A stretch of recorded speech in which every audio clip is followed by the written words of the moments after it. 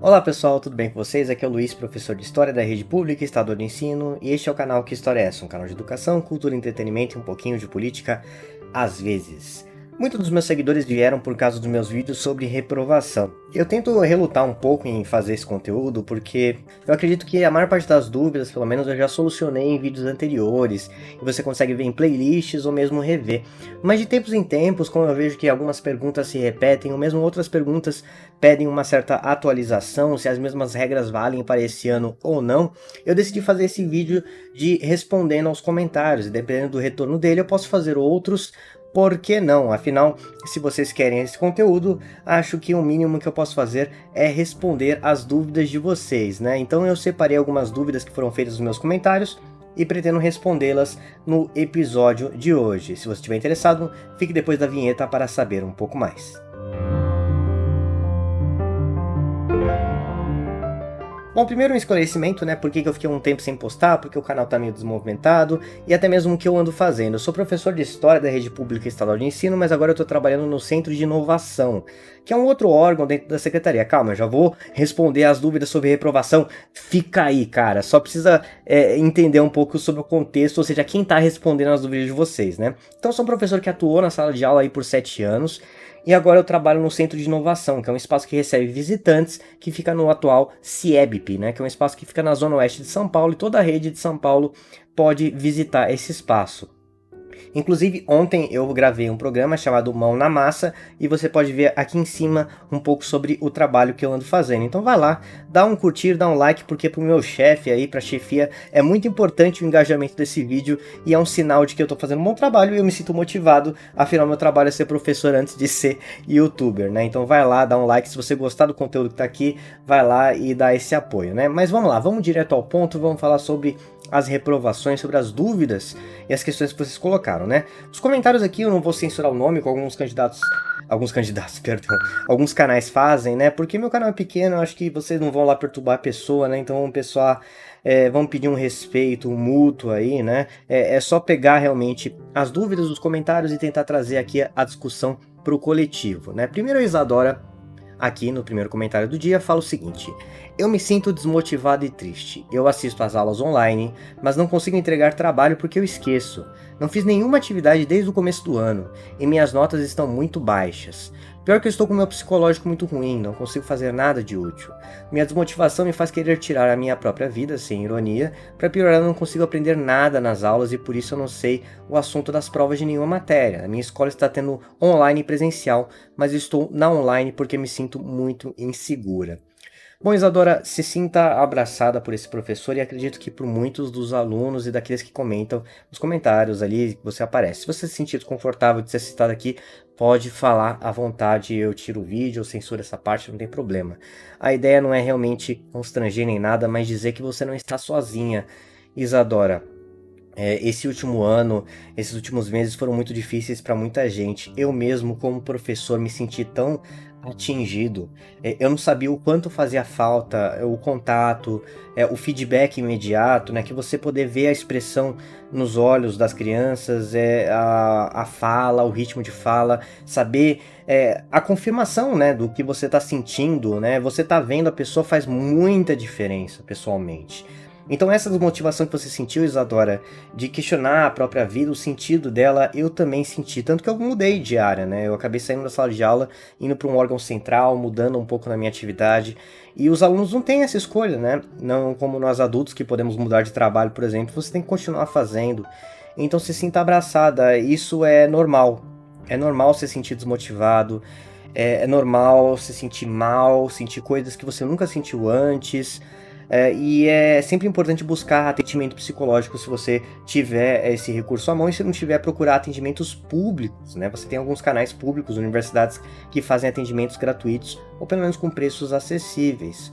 Mas no que concerne e algumas escolas, inclusive, estão oferecendo atendimento psicológico também, pela escola, né? Tem um programa psicológico, Psicólogos na Educação, aí na rede estadual, que pode ser acessado. Mas, enquanto professor, que conselho eu daria para vocês, Adora? Comunicar essa sua insegurança para falar: olha, eu só me sinto segura de ficar no online. Nos próximos meses vai ter muita pressão para voltar à aula presencial, uma pressão política mesmo, né? Então eu acho que é importante alguns alunos e pais falarem, olha, eu me sinto mais seguro continuando online, para que eles saibam que colocar obrigatoriedade no ensino, porque estão tentando colocar isso agora, não é legal e é perfeitamente justo que você só queira fazer uma parte das atividades. Então, para vocês, Adora, minha dica é externar isso, mobilizar seus pais, falar, olha, fala lá que realmente não me sinto à vontade, que tem toda essa situação acontecendo, a volta para a sala de aula não é tão simples, então é difícil. Eu sei que não é fácil falar para o pai e revelar essa fragilidade, que os pais cobram muito, mas não tem outro jeito senão você colocar para fora mesmo, né? E saber que a escola sabe que tá dentro de você, né? Saber que você não se sente à vontade para fazer algumas coisas. E até pedir ajuda por onde começar, né? Porque você tá 2 meses, uma semana sem ir na escola, você já fica totalmente perdido, imagina meses, né? Então perguntar numa boa, né? Por onde eu começo? O que é prioridade?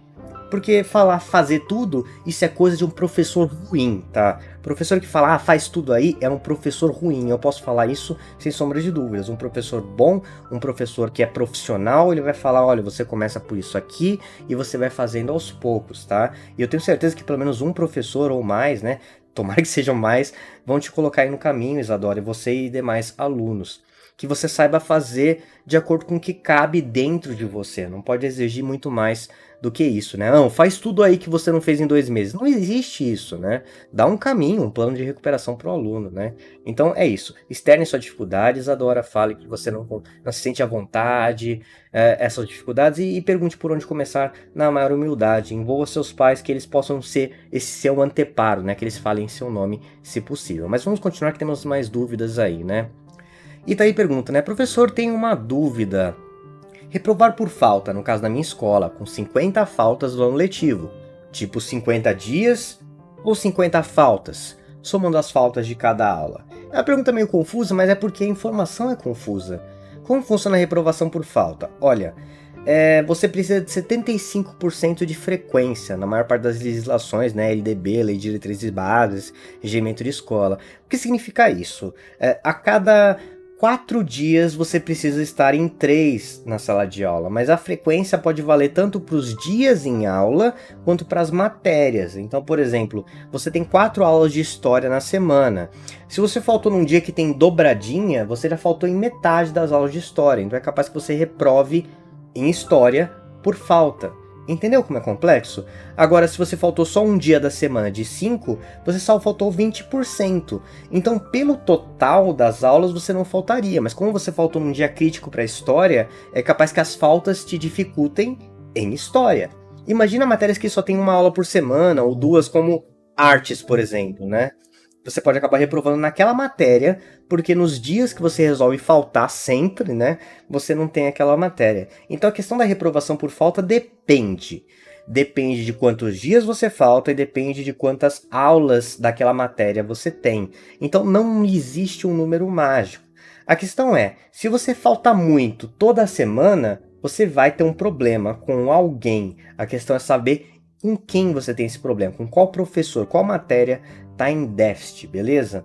E um bom indício para isso é as matérias que tem mais aulas por semana, por exemplo, português e matemática. Se em português e matemática você está com problema de falta, se o seu professor de português ou professor de matemática falar, olha, você está faltando muito, significa que as outras já estão ali no pescoço, né? Já é um bom indício de que você precisa se cuidar, beleza? Mas regra geral, 75% de frequência, ou seja, a cada 4 aulas você faltar uma.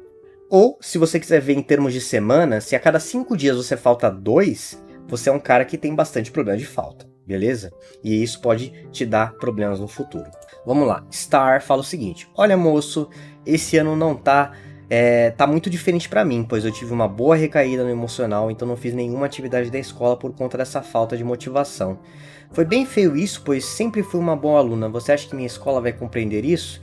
Porque eu acho que não, e posso repetir de ano pela primeira vez na vida. Olha, Star, vou retomar aquele comentário sobre os bons profissionais, né? As escolas sabem reconhecer quando o aluno ele tem um contexto diferente, né? Quando ele é um aluno que ele costuma render e de repente ele começa a falhar, né? Ele começa a não comprometer. Algumas escolas fazem isso de um jeito bem errado, começam a colocar na cabeça do aluno: você era uma boa aluna, hein? Tô decepcionado.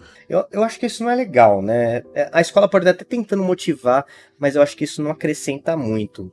Mas via de regra, as escolas compreendem quando você fala para elas, né? Então, às vezes a escola compreende de imediato, ela sabe que não é uma exceção, mas quando ela não compreende de imediato, você falando com a escola, você falando, olha, mandando um recado, nem que seja para um professor, aquele professor que você tem um contato um pouco mais próximo e fala: professor, eu não me sinto muito segura esse ano, esse semestre. Esse professor ele vai espalhar essa mensagem. E isso é um recado, assim, um segredo que eu vou contar aqui com o professor. Professores compram a briga de alunos, tá?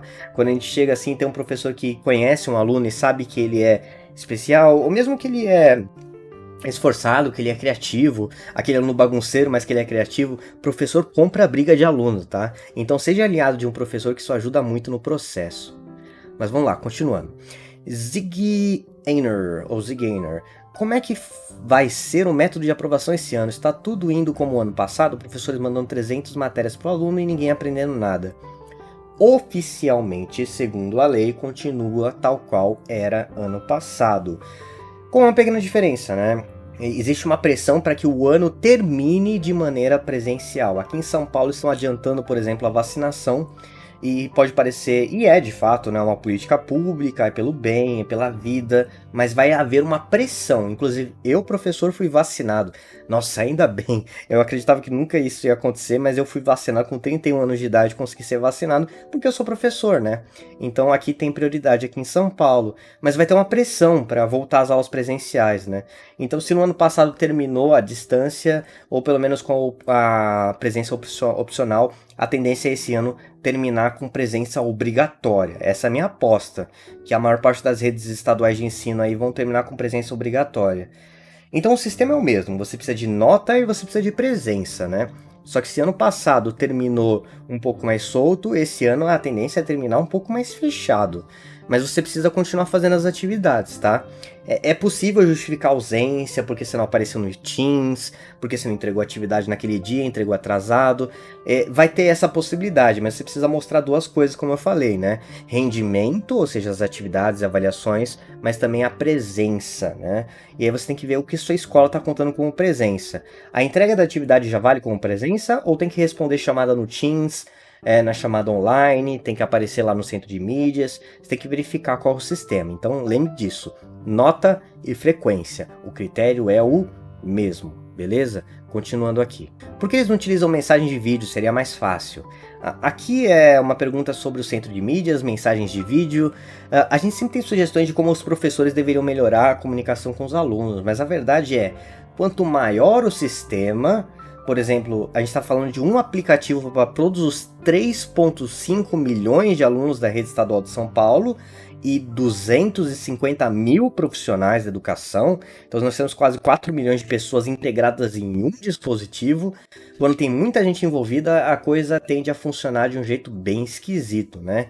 Então não tem jeito fácil, não tem jeito certo. E nesse sentido eu passo o pano aí pro João Dória, pro Roscielli, ou qualquer governador do Brasil, porque não tem um jeito de resolver isso que seja muito simples, tá? Então tá, você pode reclamar do governo à vontade, eu não vou censurar, eu só tô passando esse entendimento para você. Não tem uma resposta certa de como se comunicar do jeito fácil com os alunos. Afinal, poxa, você tá aqui no YouTube, você tá no meio de um vídeo longo, ouvindo um cara desconhecido, eu tô falando que eu sou professor, mas que prova você tem disso? Porque você tá preocupado, é porque a situação é meio caótica mesmo, né? Quando envolve tanta gente ao mesmo tempo, né? Então, só entenda isso, tá? Só entenda que não é porque as pessoas são incompetentes ou estão de má vontade, é porque o problema é complexo. Como é que você integra todo mundo? Como é que você responde tantas pessoas, né? Nem eu, um canal de YouTube, consigo responder, imagina o governo do estado de São Paulo, o governo do Paraná, o governo do Amazonas e etc. Rikin Edits fala o seguinte: man, alguém aí pode ajudar, por favor? Tipo assim, tirei em todas as provas bem mais que a média.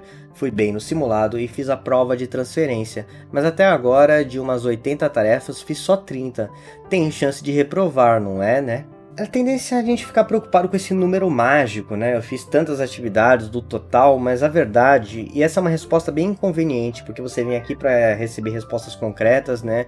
Você tá vendo os anúncios aí que aparecem pelo YouTube, né? E eu coloco, porque eu preciso do meu reconhecimento, é claro, né? Eu não sou bobo. Mas não tem uma resposta certa aí, essa é a honestidade que eu posso dar para vocês, não tem um número chave.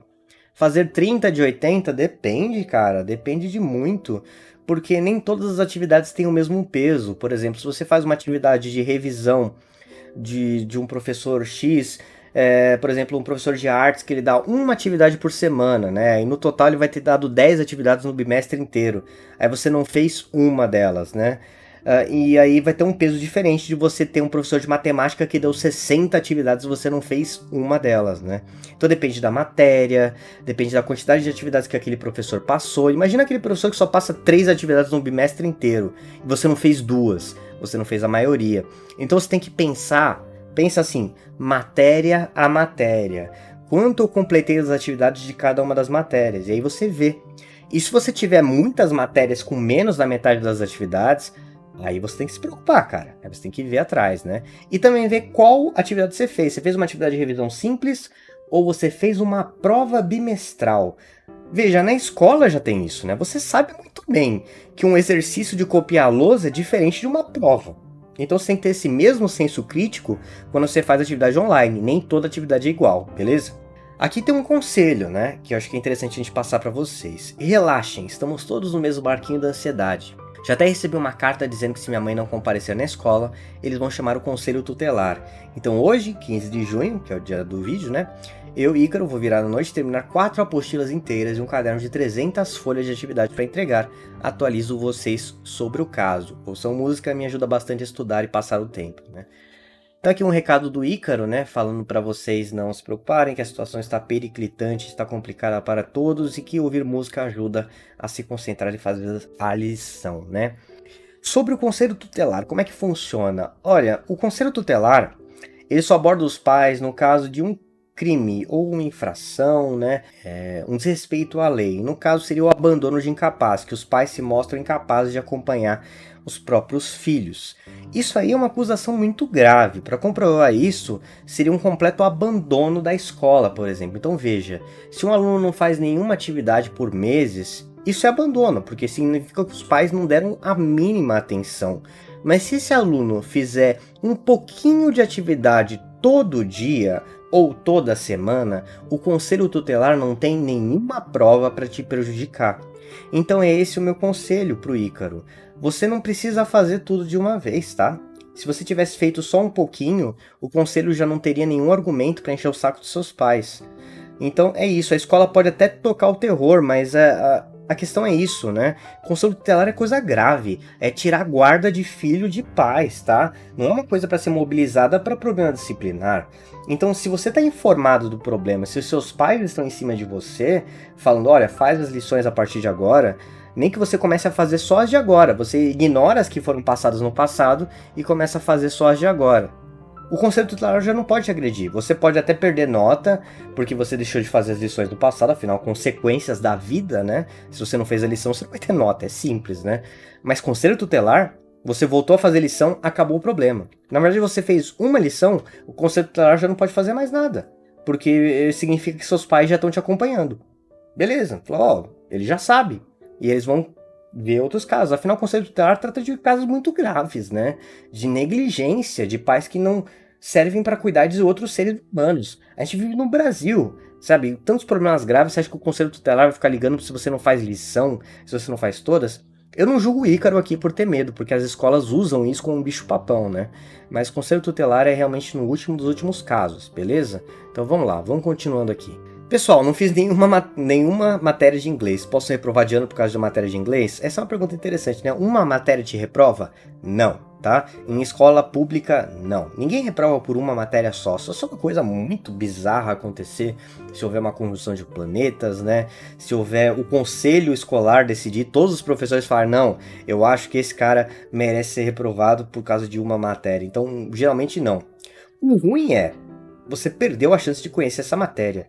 Veja, a sua motivação não deve ser reprovar ou não, mas conhecendo esse ano, com todas as preocupações, eu não julgo, tá? Se você é um aluno que está só preocupado em passar de ano, eu não te julgo de maneira nenhuma. É tanto estresse, eu já fiz o mínimo em tantas coisas, eu já fiz um trabalho tão ruim, só tentando sobreviver mentalmente, então eu não te julgo, tá? Eu te entendo completamente, mas a maior penalidade que você vai sofrer de ignorar uma matéria é ignorar uma matéria, você vai aprender menos.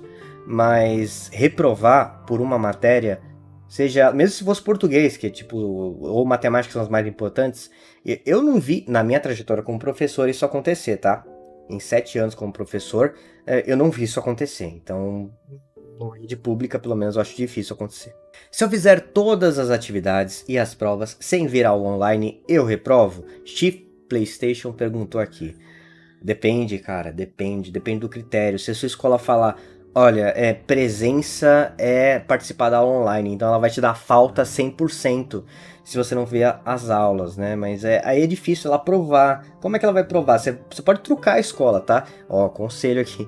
Prova que eu não tava na aula, né? Se os professores não fazem chamada, se não tem controle, aí fica meio complicado. Mas se a sua escola decidir, olha, a presença vai ser dada na aula online, no Google Meet, no Zoom, ou seja lá qual aplicativo eles usam. Eles podem, tá? Eles podem reprovar, né? Podem reprovar por falta, ou abandono, por assim dizer. Eu acho que eles vão fazer isso? Eu acho que não, tá? Mas é uma aposta. Eu sou o cara da internet. Você acabou de me conhecer agora, você vai confiar na minha palavra? Eu acho melhor não. É só um palpite meu, porque eu acho que o cara que faz todas as atividades, a escola vai falar, beleza, deixa esse cara quieto. Eu vou encomendar esse cara aqui. Esse cara aqui que parece que abandonou a escola. Eu não quero dar o diploma da minha escola pra esse cara aqui que parece que nem existe, porque vai pegar mal pra mim, né? Então eu acho que pra economizar energia, a escola não vai te incomodar. Você, ser humano que não gosta de ver aula online, e eu também não gosto, tá? Vou confiar pra vocês, eu não gosto de aula online, né? Eu acho que eles não vão incomodar, mas eles podem? Podem. Se eles decidirem que a presença é contada por chamada, por Google Meet, eles podem te reprovar por falta. Isso é lei, tá? Então eles têm esse direito de fazer. Mas enfim, né? Eu acho que essas são as observações que eu poderia deixar aí pra vocês, né? No mais, eu fico por aqui. Lembro que se você quiser dar apoio para esse canal, se inscreve, deixa seu curtir, comenta mais, deixa mais dúvidas. E vai lá no meu vídeo no Mão na Massa, lá que eu deixei linkado no começo, vou deixar linkado em algum outro lugar. Dá aquele curtir para minha chefia aí, saber que as pessoas gostam do meu trabalho, né? Porque é o meu trabalho extra YouTube, né? Ou o YouTube é o trabalho extra, além de eu ser professor. Mas enfim, eu fico por aqui. Meu nome é Luiz, professor de História da Rede Pública Estado de Ensino. E até a próxima. Obrigado, pessoal. Tchau.